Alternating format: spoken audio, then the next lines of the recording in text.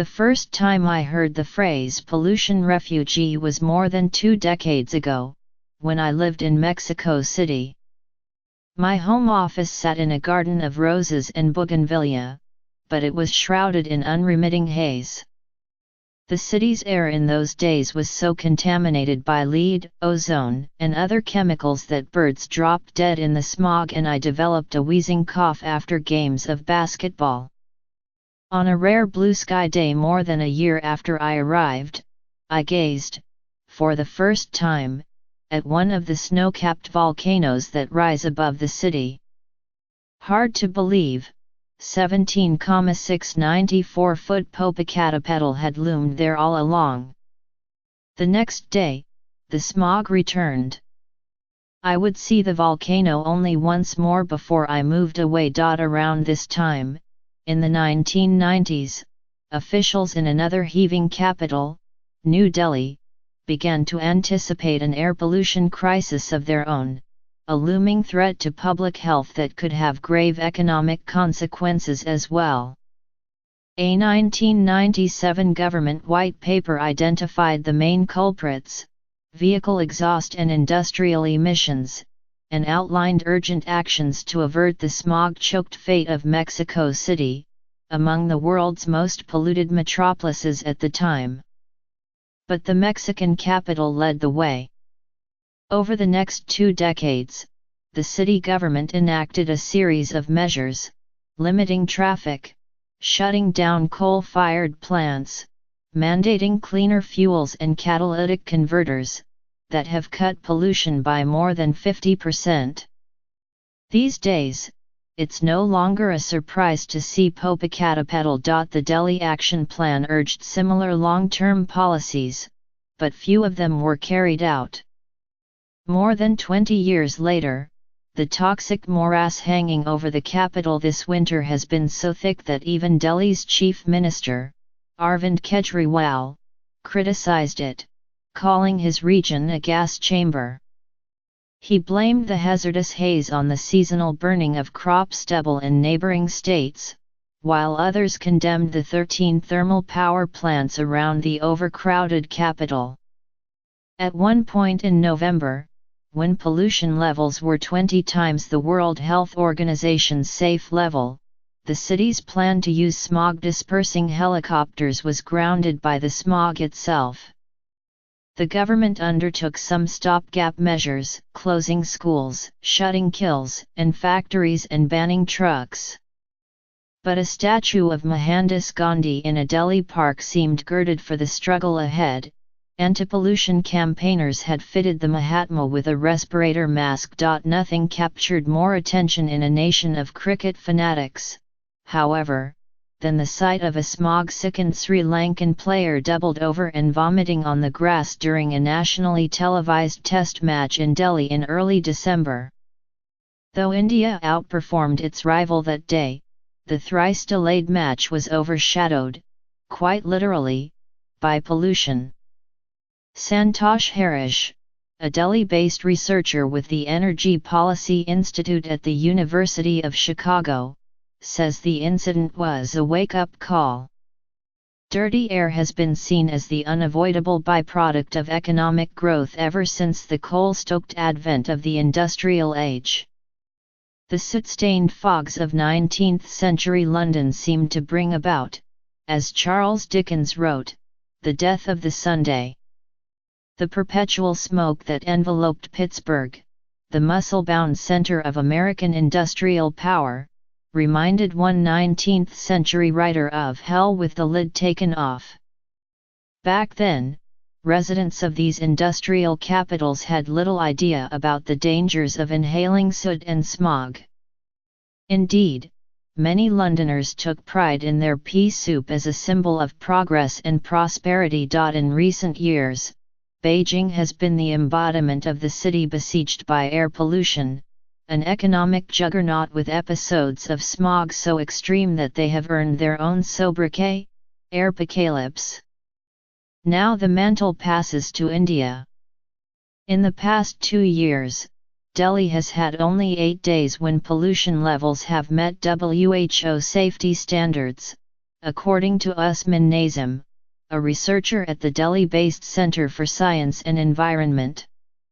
And Delhi is probably not the most polluted city in India. Recent data suggest that 4 other Indian cities have higher average levels of PM 2.5, microscopic airborne particulates that are especially harmful to humans. The old logic about pollution that it is the price of progress has shifted, even in the developing world. Tackling air pollution in countries still dependent on coal, as both China and India are, takes an abundance of political will and money. Shutting down dirty factories, cleaning up industry and shifting toward renewable energy can initially drive up costs and impede growth. But researchers are finding that pollution can be an even bigger drag on growth over the long term. It not only damages a country's image and hurts its ability to attract talent, tourists, and investors, air pollution also exacts heavy losses in health expenditures, labor losses, agricultural activity, and premature deaths. The WHO estimates that air pollution causes close to 1 million deaths per year in both India and China. Overall, the World Bank estimates that air pollution already drains at least $55 billion worth of labor output alone from the Indian economy every year. Such economic tidings, environmentalists hope, will push India to finally rise above its fractious politics and fragile institutions to tackle endemic pollution. The signs, however, are not all promising. India's former Environment Minister himself dismissed what he called a misleading WHO report that listed more than 30 Indian cities among the world's 100 most polluted and rejected another scientific study linking air pollution to mortality. Looking at how India and China deal with pollution crises raises the question of which type of government might get better results, democratic or authoritarian. Even in India, environmentalists marvel at China's ability to mobilize its bureaucratic machinery. But the reality is messy. China's pollution crisis, which grew out of its 3-decade pursuit of economic growth at all costs, festered in a closed one-party system that suppresses information and public opinion. It was considered almost revolutionary in 2012 when the U.S. Embassy, defying Beijing, continued to share real-time pollution data online from its own air quality monitor.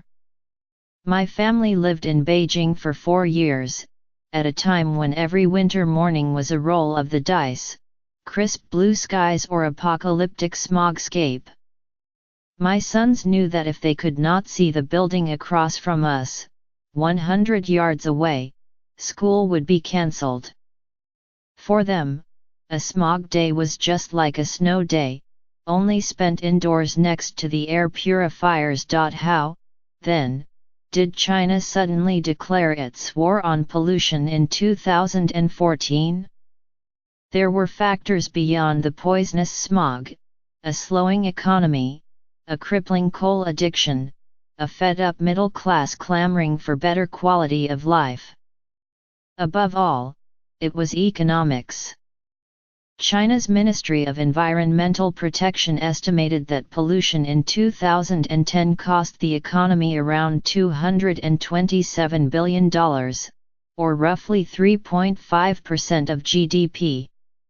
Despite resistance from industry and local governments, China is not a monolith. After all, the country has shut down coal-burning factories, doubled down on renewable energy, created a dense grid of air monitoring stations and exposed thousands of officials for violating environmental laws.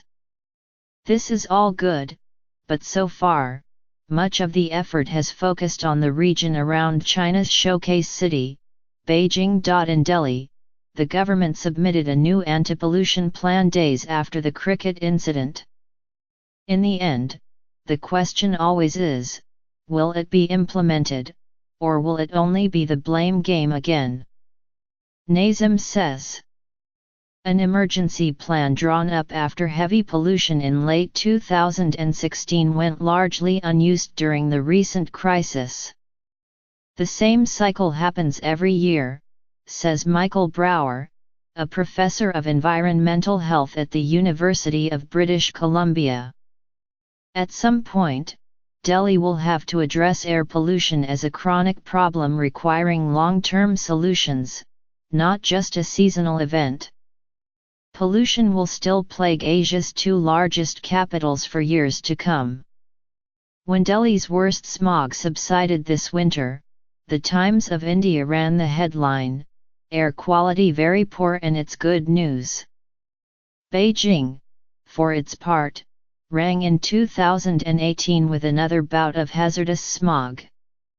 "My family and I left that city 3 years ago for Shanghai, where the air, though still dirty, was better for our children's lungs.